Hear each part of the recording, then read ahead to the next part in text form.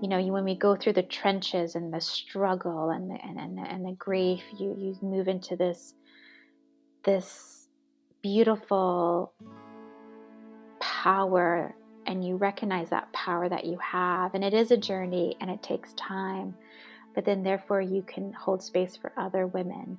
And I really think that women holding space for other women, or women holding the fire, or helping other women rise and heal, is just the most beautiful experience ever, and it's going to save the world. Hello, and welcome to Grief, Gratitude, and the Gray in Between podcast. This podcast is about exploring the grief that occurs at different times in our lives, in which we have had major changes and transitions that literally shake us to the core and make us experience grief. I created this podcast for people to feel a little less hopeless and alone in their own grief process as they hear the stories of others who have had similar journeys. I'm Kendra Rinaldi, your host. Now, let's dive right into today's episode. Hello, and thank you so much for joining our podcast today. Today, I'll be chatting with Jennifer Hepton. Jennifer, hello. Hello. And I'll be calling you Jen, as we already said, because Jennifer sounds like I'm your mom scolding you, or your mom, or your dad, your parents. Like you're in trouble. Very serious business when it's Jennifer. Yeah, exactly. That's how I would feel when they would use my middle name. I'm Kendra, and my Ah, middle name is Leah. And so ah, when my parents would say Kendra Leah, Kendra Leah, Kendra Leah, and plus in Spanish accent, it'd be like Kendra Leah. yeah. And then Ooh, I knew I was in trouble. yeah. Hide, So, hide. yeah, exactly. So happy to have you, Jen. So I have here a little bit of your bio, but let's go over it. You can share a little bit yourself. So tell us a little bit about you, what you do, and then then we'll kind of dive into some of the grief topics that we'll be talking about. Yeah, sounds great. So yes, so honored to be holding space with you and supporting you and normalizing this discussion. I think it's so incredibly important. Um, so I am a conscious parenting coach, and I'm parenting after loss. I'm also a pregnancy loss awareness advocate, writer, and speaker. And I my kind of mission, or my purpose, is to really normalize the discussion of pregnancy loss and pregnancy loss trauma and grief. With my conscious parenting, I hold space for women in their healing of grief, healing of generational trauma, emotional wounds, so that they can break the cycle and parent from a place of consciousness and mindfulness, and really change their lives and the lives of their children. Because after 11 years of infertility and loss and grief, and now finally parenting my wonderful, beautiful son, I found myself with a lot of triggers from my grief, from my childhood, and I really wanted to create a life for myself and for him that wasn't about trauma, that was about love and compassion and mindfulness. So that's what I'm Mhm. doing right now. And I'm currently living in Seattle, Washington, but you and I were talking about moving to Yes. the sunshine. Yes. So that might be in my near future. We were talking because some of the places you mentioned I've lived in, and I've also lived in Seattle. So I'm like, well, if you want it more like that, then move here. If you want more like this, move here. Just Yeah. kind of, yeah, just a little more sunshine. And we were just talking before we started recording. Your husband's from the UK. Hmm. Um, so just quickly, just let's talk about that. How did you guys meet then? He's from the UK. You live in Seattle, and you are Canadian? Yes, I know, Okay, so right? tell us how so Yeah. tell us how you guys met, and then let's go into the journey of your pregnancies and then your loss as well. Yeah. yeah, it's a it's a funny story how we met.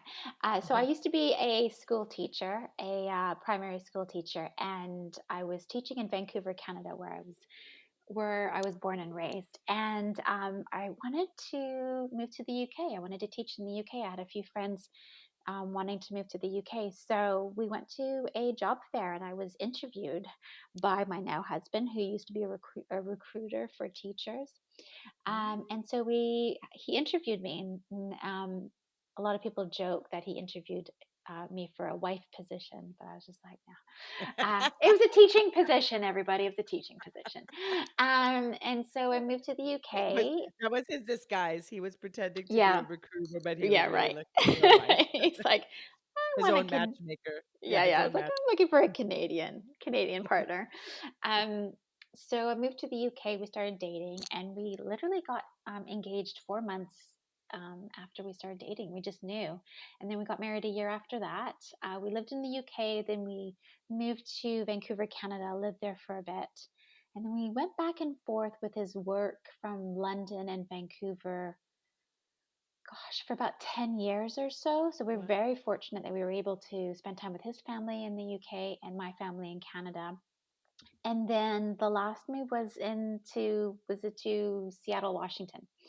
And when we moved here, I couldn't teach because, well, I had to go back to university and take more courses. And at this point, I had already done my master's. I was just like, I really don't want to go back to university. So I became a yoga teacher um, and taught yoga until we got pregnant with our daughter, Loie. So that's kind of, Loey. I like her name. How yeah. do you write her name? How do Oh, Loey? so her full name is Marlo June Huh?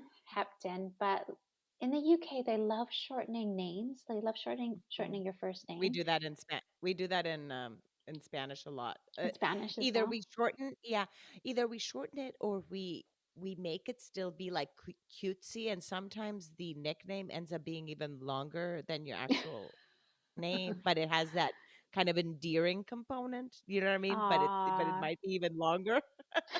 So so Marlo, so Loey, then from like the low part of Marlowe, Yeah, you Loey. got it. Yeah, Oh, yeah, beautiful. yeah. So yeah, her name was Loie. Um, and yeah, and she was a very pivotal part and reason why I am now, you know, talking about grief and sharing my motherhood journey, because it's a way of keeping her legacy alive, but also a way of, um, I guess, a way for me to parent her through talking about her story, our story, and also sharing our story so that other people can heal through it as well. Mhm. Let me Um, ask you there, because how long had you guys been married when you did get because you mentioned 10 years that you guys back and forth and moving. So how far into your marriage or being together did you guys get pregnant with her? yeah, so before we were lucky enough to get pregnant with her, we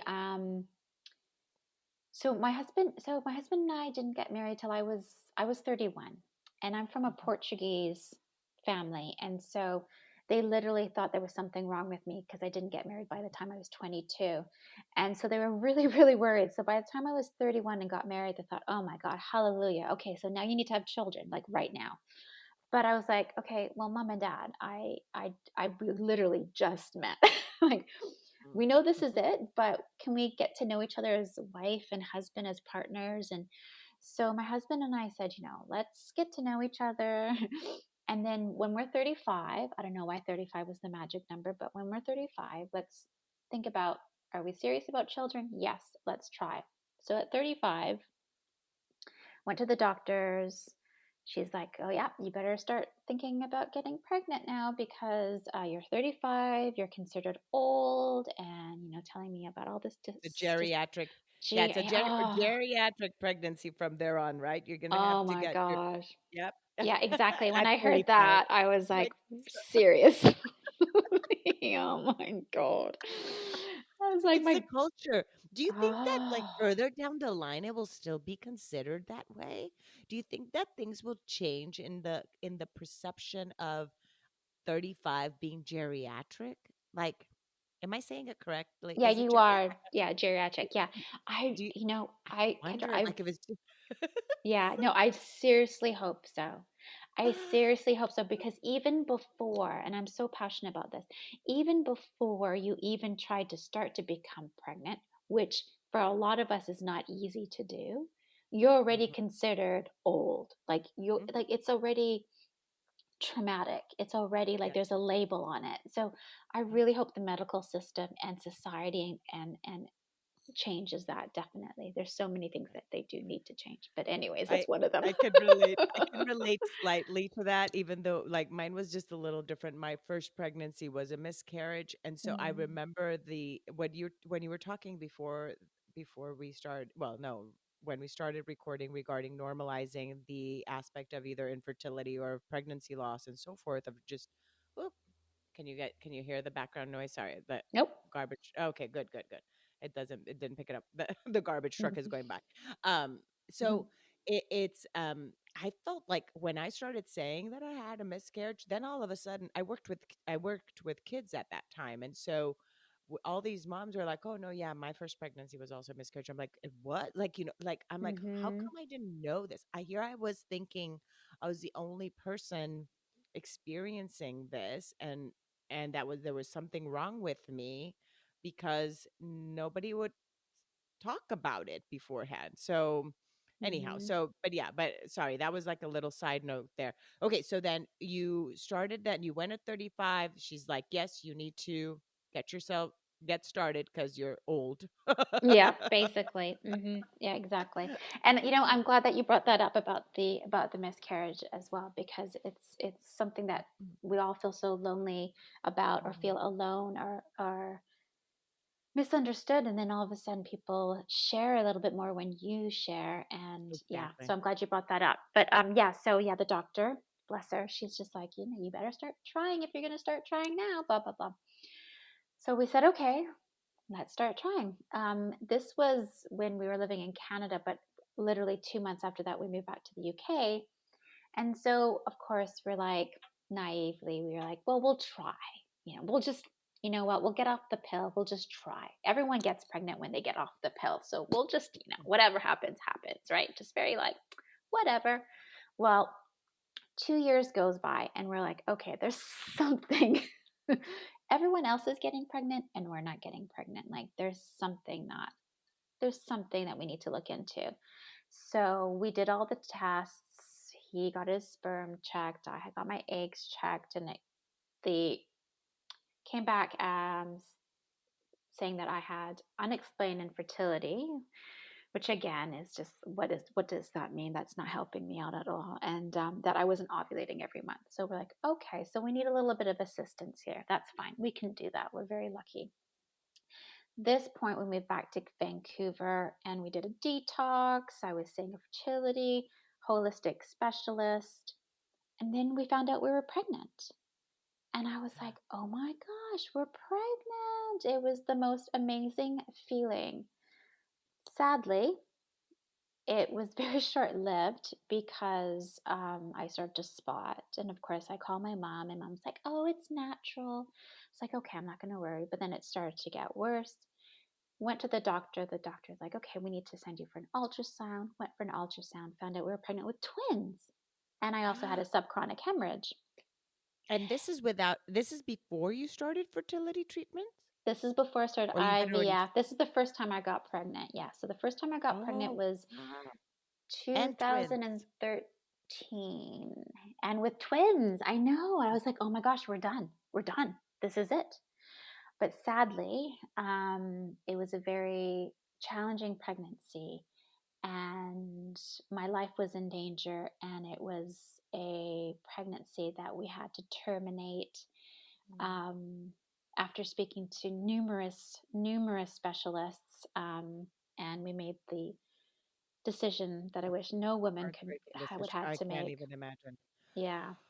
It was a horrible experience. And actually, interesting enough, I'm writing that part for my book that I'm writing a book about my motherhood journey, and I'm writing that that part of it now, and it's a grief that is so unexplainable because it's a decision that you have to make of something you've wanted for so long, and within that decision is grief. And then when you go through the termination, there's the grief after that. However, nobody talks about that grief. Nobody talks um, about the anxiety and the trauma that's around that grief. And I, at that time, was ill equipped or unaware of how to deal with that and had no support around that. And so I was very ashamed and embarrassed. And so it was just a grief of my identity, a grief of, there's just so many layers of grief at that point. And I moved into what I now know, but didn't at the time, was PTSD, post traumatic stress disorder. And I was very much traumatized by that event. But as a woman, with doctors telling me, oh, you can try again in 6 weeks. You can try again. Don't worry. Why don't you try again? I thought, okay, eye on the prize. We want to get pregnant. So I completely disassociated from that, which at that time was my coping mechanism. And I have compassion for myself around that for sure. But so we went on with our we went on trying to get pregnant, and that's when I went to the fertility clinic, and did IUI, IVF, and had recurring miscarriages, unsuccessful. And then Can I we, pause you for a yeah, of second for that course. part? So I've only experienced one miscarriage, and it was traumatic. Uh, Hmm. how how did you cope after having had to make the decision of your first? Can I use the word terminating? What would be the Hmm. right word for the first pregnancy with the twins? Because of the, Yeah, would that be the correct terminating the pregnancy? yeah, and thank you Would for that be the right asking, word for clarifying. terminology? Yeah, it's Yeah, terminating for medical reasons. for medical reasons. Yeah. I know that because it's so hard to, because yeah, to I don't even know what to how to Mm, call it. I don't know how to call it. So when you had to make that hard decision, and then you go through all these other miscarriages, and you had developed PTSD then from the first, then how were you coping every single time of these unsuccessful pregnancies that then ended up being miscarriages? Like how did you cope then? yeah, great question. I didn't cope. Well, I coped, but I coped in a very generational way. And what I mean by that is I just took on how my parents coped with life. I just buried my emotions, and I just got up back on the horse and did what I had to do. And so instead of being in that grief, being in that trauma, and giving myself space just to be, I didn't allow myself to be. I just kept going, kept researching, kept talking to doctors. Um, there was one summer that we got pregnant, and I had 3 weddings to go to, and we miscarried. And I had to cancel the weddings because at that point, I think that was my fourth miscarriage. And I said to my husband, I can't do this anymore. Like, I seriously cannot do this anymore. And I had to say to my friends, I love you, but I've had a miscarriage, and I can't go to your wedding. I can't see people. And I think at that point, the layered and the complex trauma and the grief over and over and over again just took its toll, and my body just completely collapsed at that point. And that's when I said, I'm not doing this anymore. I'm stopping. I need to stop. Um, so at that point, we didn't try for a year or so, and then we moved to Seattle, Washington, and I think that was kind of like almost a new start, somewhere Mhm. different, a new adventure. Um, and when we settled in, I said to my husband, I'm like, I think I want to get tested again. I think I need to see a new doctor. You know, I think it's going to be different this time.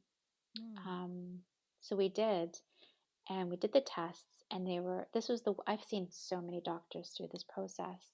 And this one brilliant doctor, who, funny enough, is from the UK, Manchester, he did all the tests, and he basically said to me, Jen, I am so sorry about all the grief and all the loss that you've experienced, but I you can't use your own eggs. Like you will need to have an egg donor in order for this to be successful. Oh, well, I'm so in awe of what you just said because it's very rare that you hear, well, I don't know, maybe it's just me, that you hear that empathetic Mm-hmm. component in a science environment So because there's true.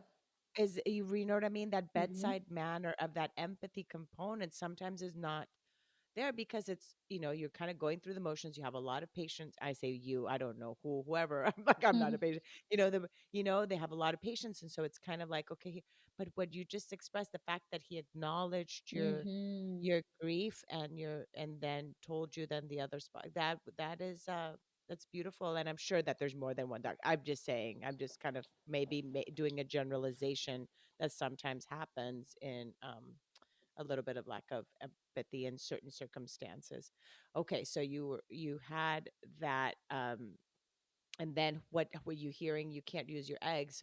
What was the next step after that? Yeah. And like going back to your comment though, like it's so true. Like there were so many, oh my gosh, like there were so many medical doctors that I had seen through this journey that were not nice, that didn't hold safe space, that I did not like to be around, but I trusted them because they were the medical doctors. And it wasn't until this doctor said what he said that I actually could feel myself like exhaling. I'm like, oh, someone understands, or I feel safe. Okay, like, okay, this feels so much better. Like, it's so important, but so many people bypass that, and it's not right. Um, Mm-hmm. so yeah, so he spoke about the egg donor. And it was the second time someone brought it up, but he brought it up in a manner that was very considerate and acknowledged Hmm. my emotions around it. And so we went through the grief of not using, my own egg or having any genetic connection to, like, we want a healthy baby. We want a healthy baby. That is number one. So we went through the egg donor process. We did IVF, and that's when I was pregnant with my daughter Loie. And again, it was a high risk pregnancy. So I was bed rest, had to quit teaching yoga.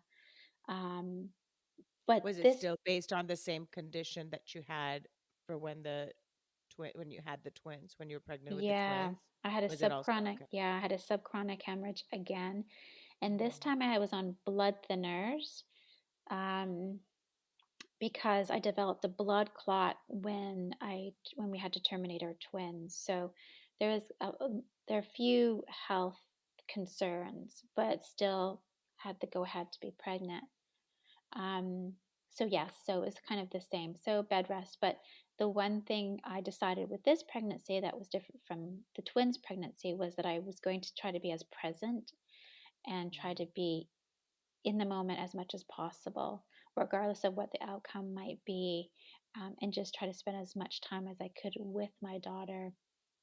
And so I did that as well as I could, because being pregnant after loss is hard. It's like holding your breath for 9 months. It's so hard. It's so full of anxiety and triggers. And so we do our best. So, yeah, so I consciously made the decision to be as mindful and be as present as I could with Loie. And I'm so glad I did that because at 39 weeks and 5 days, I had to go into hospital thinking I was going to deliver. But sadly, when I went in, they couldn't find her heartbeat. And so they pronounced her dead. And I still had to deliver her.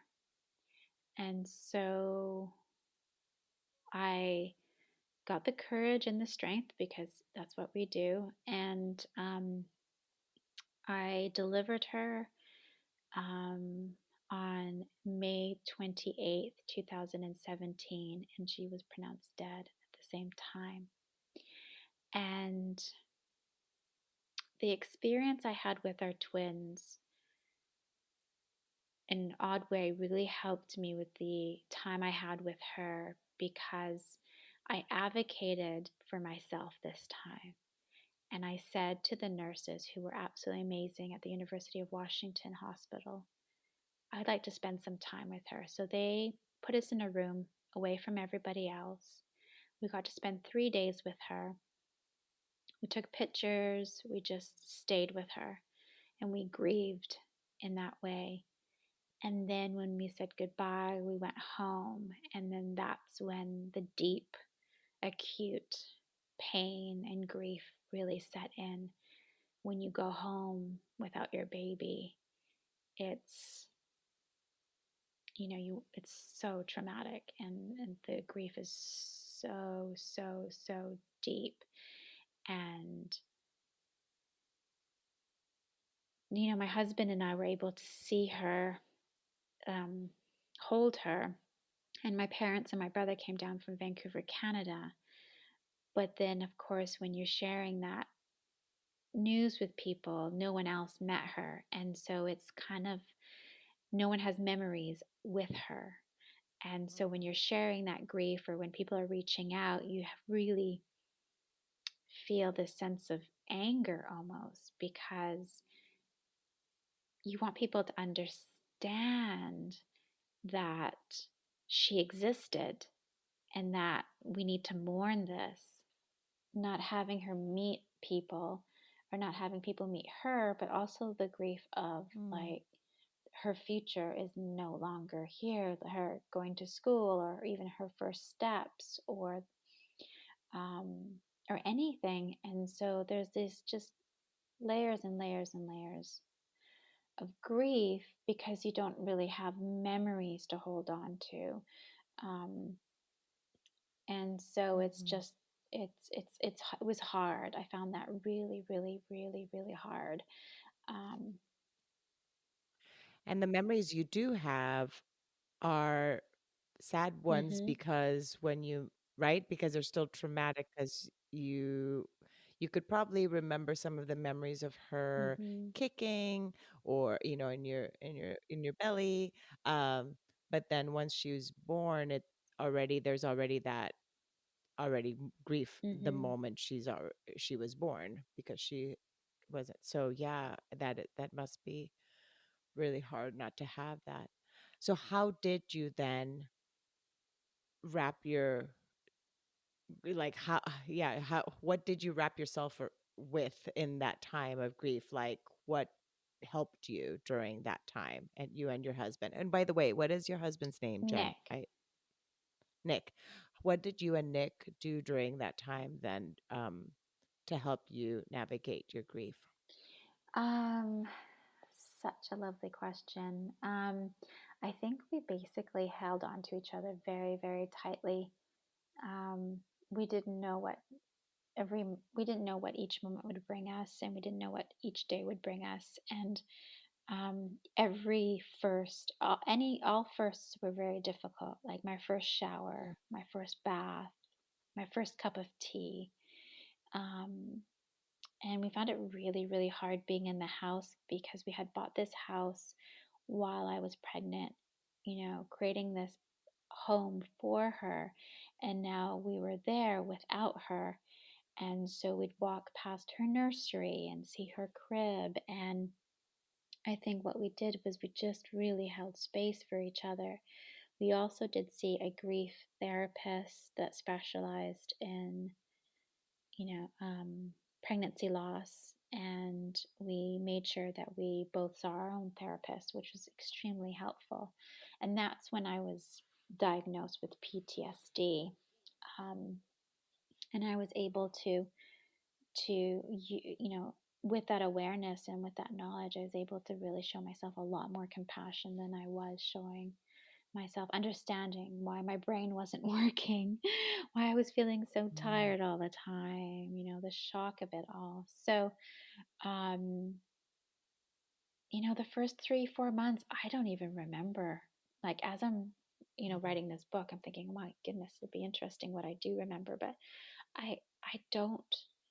I just remember a lot of sleeping, a lot of crying, a lot of TV watching, and it was a lot of just surviving as best as we could. I was scared to go out in public just in case I saw somebody, even though I need. Especially the people that don't know, right? Exactly. Because if you went all the way to 39 weeks, you had a baby Hmm. shower, you had a right, you had those kind of events, you had publicly posted probably at that time you had Facebook or social media, Hmm. you probably had posted the announcements of pregnancy, those kind of things. How far along in this pregnancy did you post? Because I'm assuming it might have changed a lot based on your previous experiences. How far into this pregnancy with Loie did you share you were pregnant? Oh my gosh, I love this question because when I was pregnant with the twins, I waited for the 12-week mark. I was like, I'm going to wait till 12 weeks to tell people. And then when we got to 12 weeks, we didn't even know if the pregnancy was viable. So there's a lot of people that didn't even know I was pregnant.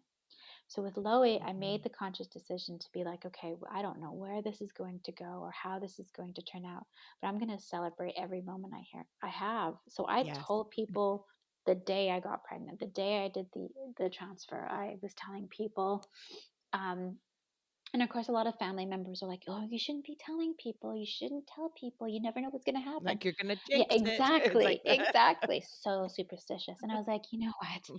I yes. don't think telling people is going to change anything, but what it will do is give me a support system if anything does happen, Yes. So I agreed, yeah, agreed. I told everybody at that point. Yeah, early on.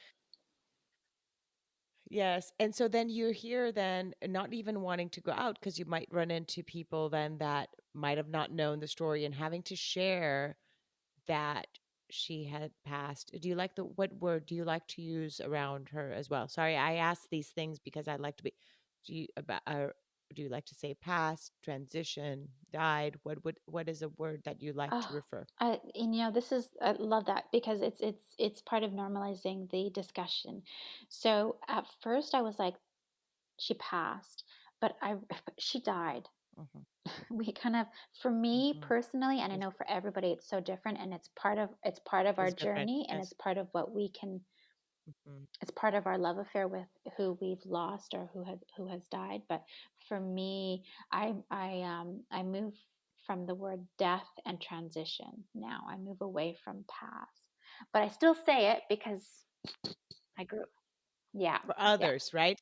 Sometimes and it's sometimes we say it is that because then you're saying it, so for you, it's not only reliving it and making it real every time you're sharing.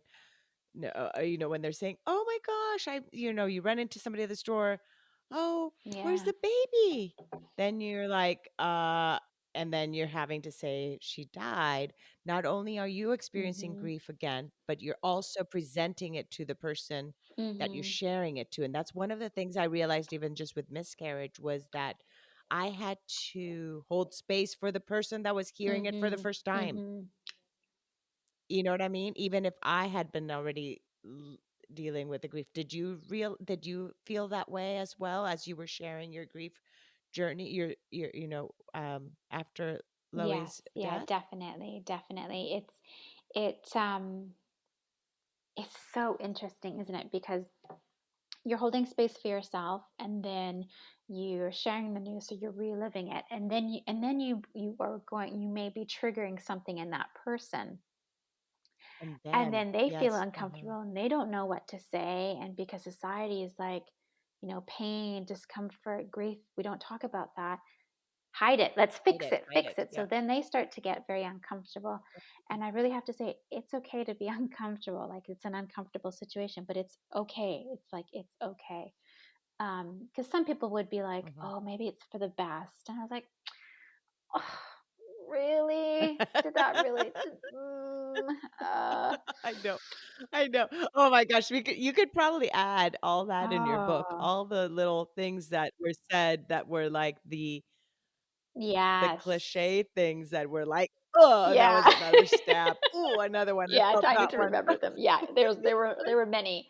And Yeah, I can there understand were because, you know, people are uncomfortable and they want to fix, they want you to feel better. yes. So I get it, but at the same time, that's grief. Yeah, it's still tough. It's still grief. I was having this conversation this weekend with a friend, and she was saying, for those of us on the one, for those of us telling somebody condolences, because it's really hard, we may say the wrong thing, but so therefore, at the same time, there should also be this very kind of understanding on the receiving end of somebody, like, okay, let me put it this way. Like, so if somebody's telling me and they tell me the wrong thing, but the intention is that the intention's there, right? They really just want to show their support, but they just said the wrong thing.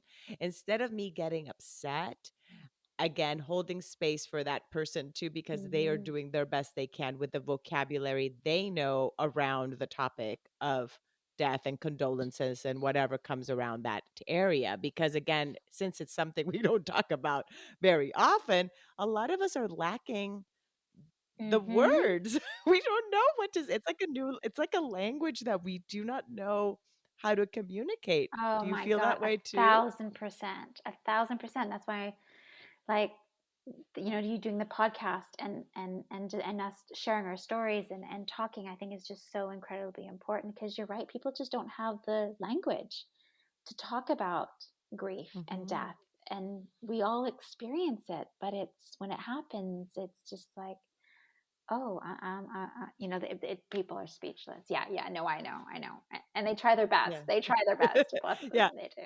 Uh, yes.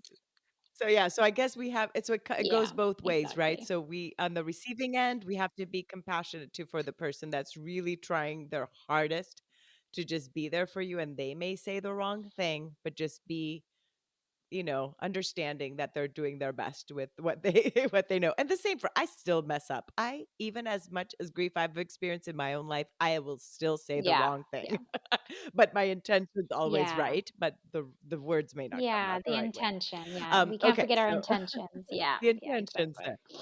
Yes. Okay, so I'm sorry for all these No, little side important. notes here, but they're all like the little different important Hmm. topics to talk about. So this whole blur, these 3 months of like, yeah, Hmm. blurriness, I don't know, fog.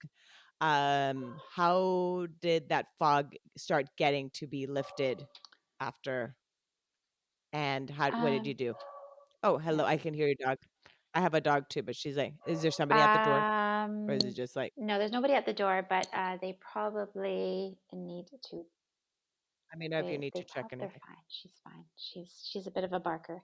She's fine. Okay. Um, yeah, Okay. I've got two beagles. So one barks and one doesn't bark, so it's very Okay. interesting. So Then when did we start? Gosh, lifting the lifting the fog, fog. right? I think it was Mm, probably when we decided to sell the house. We made the decision to sell the mm, house and to move um, and rent an apartment. We didn't know what life was going to give us. We didn't know what we were going to do, and so but we did know that we wanted to sell the house. So that kind of, I guess, gave me a reason or purpose. Like, okay, I'm moving on. I'm doing something. So it was something very tangible that we were doing, and we sold the house very quickly. And we rented an apartment in downtown Bellevue, which is near Seattle. And we called it our grief den because we lived there for about a year.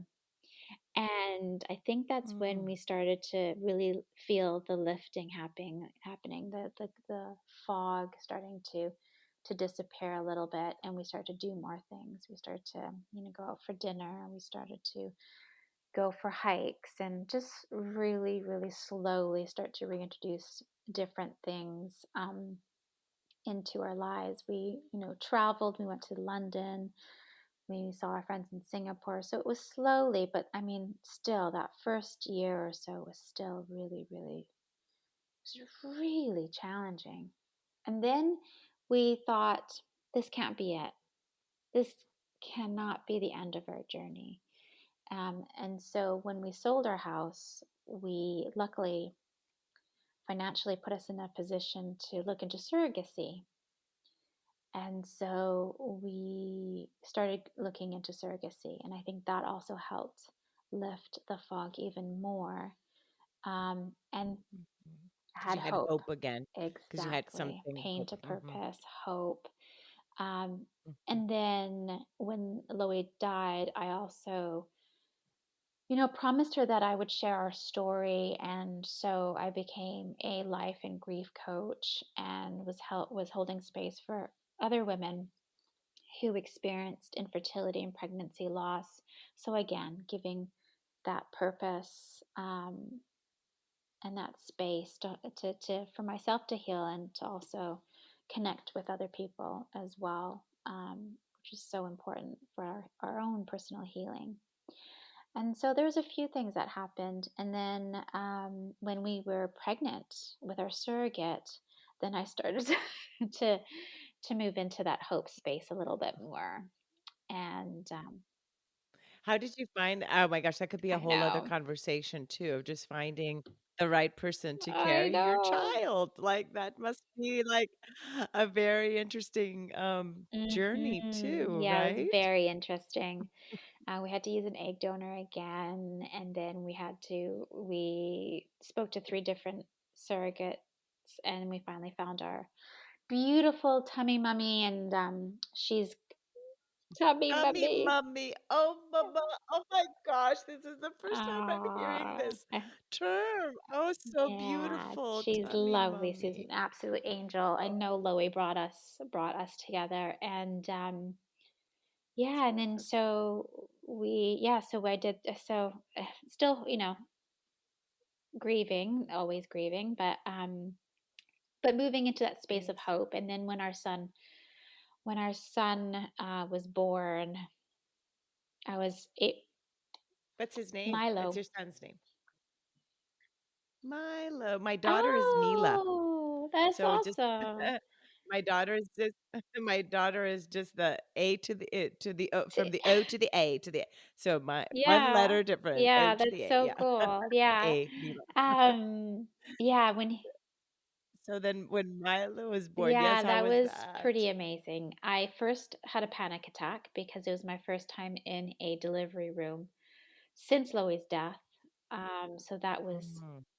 And that was how far later? How many months later or years? 2 years, 2 years. Yeah. 2 years after. But it Okay. was it rewrote the experience for me. So being in the room and seeing him being born rewrote that experience for me, and it's priceless, absolutely priceless. So Mhm. he's 22 months now, and parenting after loss is what I'm doing right now. That's why I can't. Th that Yeah, is the and that's now. why I'm That is yeah, the yeah, now. yeah, and that's why I'm a conscious parenting coach because whew, those it's like, where do I start? Um I know. Yeah, yeah, here, I'll guide you here, 'cause you go take a breath for a second, because you just not only did you just share a lot, but you also shared, again, mm, reliving these memories and yeah. emotions and everything that comes up, and a lot of times too, like, in this podcast, sometimes we go into the journey of what happened itself and the grief. Sometimes we just go straight into the tools. It just depends on the conversation and on the person, but, on how it goes. So, thank you for sharing that, and I don't know, for some people, it's healing to reshare because it's, again, kind of, honoring what they've Mhm. gone through and where they are now. So I hope that that was that for you. So thank you once again for sharing that aspect of your journey. So with the conscious parenting, how did you first off at what how old was Milo when you decided to become a conscious parenting coach? And let's go. How about there? How about we go Yeah, no, from that's there? great. Thank you very much. So yeah, Did I you have do you did. have I water did. I next was to you? like, Wait, took a did you couple of sips. I was okay. like, okay. Um, yeah. And a deep breath again, you're like, "Wait, let me take a breath for the I next wind." know, it's like the motherhood, yeah, it's the motherhood journey. It's complex. So, as Yes. soon as he was born, I knew that something was not right. My mental health was not good. I was getting re-traumatized. I didn't, I mean, all new moms, right? Exhaustion. And I wasn't feeling as close to him as I wanted to feel. And I started to really feel quite depressed because this is something I had worked or dreamt about for so long. And then he's finally here, and I'm having a very, very challenging time. And there was one night where I just spoke to Loie and I was like, Loie, I need your help. I need your guidance. There's something that's missing in my healing. There's something that I need. And then Dr. Shefali came up. Um, I think it was a book, The Conscious Parent. And I thought, oh, what is this? And I bought it on audio and I'm like, oh my God, this is exactly what's going on. My ego's being triggered, my past trauma is being Triggered. triggered. And this beautiful little boy has no idea. He's just full of life and love. And he's just so beautiful. And I'm just like, oh, I don't want to taint him with my crap. So I just got started to get curious. I Mm. followed her on Instagram and then I started reading her books. And then I saw that she had a coaching institute. And I looked into that a bit more and I was like, this is it. I'm like, I became a grief coach, a life coach, an NLP practitioner, a hypnosis practitioner, a trauma informed coach. And I was like, this is it. This is it. This is the one thing I needed in my life. This is it. So I signed up.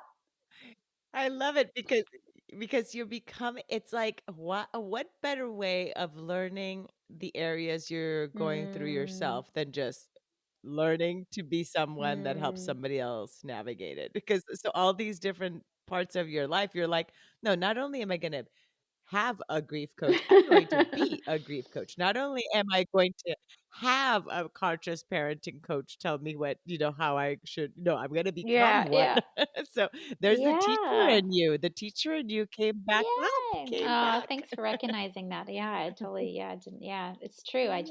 I'm like the constant educator or the constant learner. And so yeah, Yeah, I love it. I took her course and it changed my life. It was hard. It was like Mm, PhD level, which I wouldn't expect anything less from Dr. Shafali, but she just helped mm, me so much, and she held such beautiful space for healing and transformation. And oh, it changed my life, changed my relationship with my son, it changed my relationship with my husband, and relationship with my parents. And I was able to create better boundaries for mm, myself. Was understanding my triggers, my trauma, how to hold space for him, how to take care of myself, which is like super important. Um, and so that was really kind of like, okay, this is it. This is it's all kind of come mm, together. And it's helped me in such an amazing way. And I love helping other women through this too, because when you hold space and you see them create the awareness and the consciousness around that and implement it and therefore change their lives and their children's lives, it's like this is what my grief journey has done for me. It's given me that sense of empowerment, that sense of when we go through the trenches and the struggle and the grief, you move into this beautiful power, and you recognize that power that you have, and it is a journey and it takes time, but then therefore you can hold space for other women. And I really think that women holding space for other women, or women holding the fire, or helping other women rise and heal, is just the most beautiful experience ever, and it's going to save the world. mm. So I'm just so honored that I'm able to do that. And I it's because of the grief. It's because of my daughter and her incredibly strong spirit wherever she is. So, yeah. That's so beautiful. It's like acknowledging the fact that going through the trenches is what got you to where you are and honoring that Mm, journey. Because had you not gone through it, you wouldn't be who you are right now, and being able to mentor others and keep um, educating others that will be going through similar journeys as you have gone through. yeah. So that is wonderful. Now tell us a little then now as we wrap up our conversation, unless there's something else I have not asked, please make sure to jump in and say if there's something I have not asked and that you want to finish with any thoughts. But I do want you to talk a lot about your Oh, book and what kind of made you kind of feel that this was the next level now of your journey to now write this book, and where this process is in the now where of your yeah. writing. Thank you. So when Louis died, I think it was maybe 6 months 6 months afterwards, I was having these very vivid dreams of writing a book, and I'm 100% it's her like giving me this nudge to write our story, to write our Mhm. story. But I had to push it aside because I just didn't feel ready, and I just didn't. Yeah, I was scared. I was just scared to write it. And then with Milo and now conscious parenting, I feel this incredible, I don't know if it's an urge or a force or power to that's supporting me and holding space for me to write this. The more women I've spoken to, the more women I've coached, the more women that I share my story with and they share their story with, I just know that in story we heal, and in that connection we heal. And when I created a conscious motherhood, I really felt that the story of motherhood needs to be told in all its diversity and its all its complexities, and to be normalized. And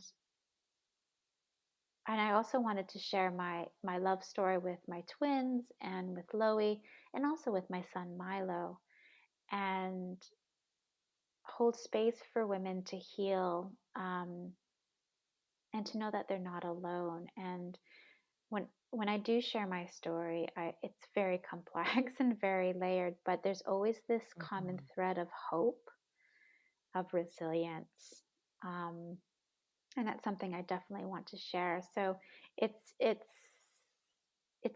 a memoir where I share, my being pregnant with my twins, um, the infertility, the pregnancy after loss, stillbirth, grief, but also how I moved from the conditioning and the wounds and the trauma into more of finding freedom and joy, and um, mindfulness as well. So it's one of those things where I was like, okay, I'm going to do it. I'm going to do it. I'm going to do it. And then eventually I was like, okay, I can't.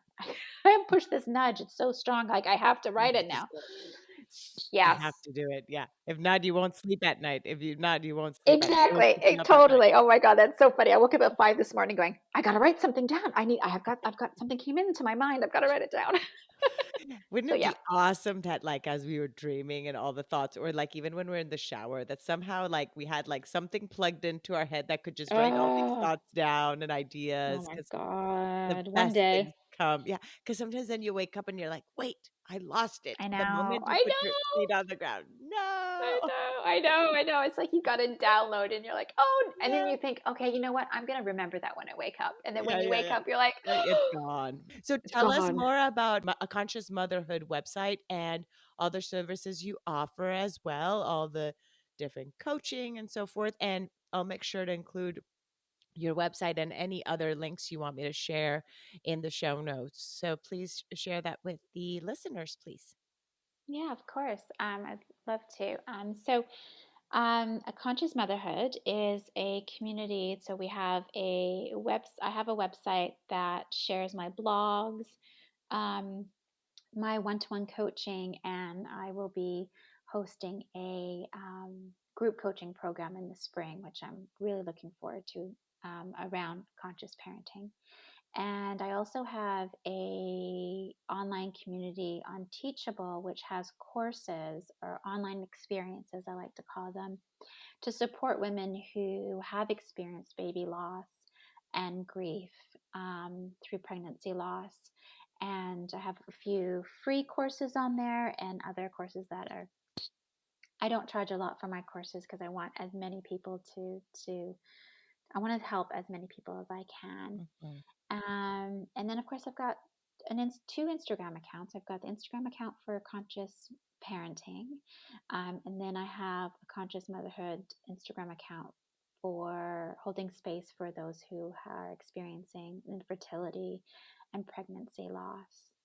Um, and I know those will be in the show notes. So that's about it right now. And then I'm hoping to finish my book I'm hoping to finish my book before Loie's birthday in May, Oh, and then we'll see where it takes us, if I'll get published or self publish the book. But working towards all that. It's very to that. exciting and Oh, that's scary. wonderful. So, and scary, of course. I mean, everything's scary. I always tell my kids it can be excitement, and like scared or like anxiety. Like they're just so similar. Those two Mm-hmm. emotions, they really are Mm-hmm. very similar. Totally.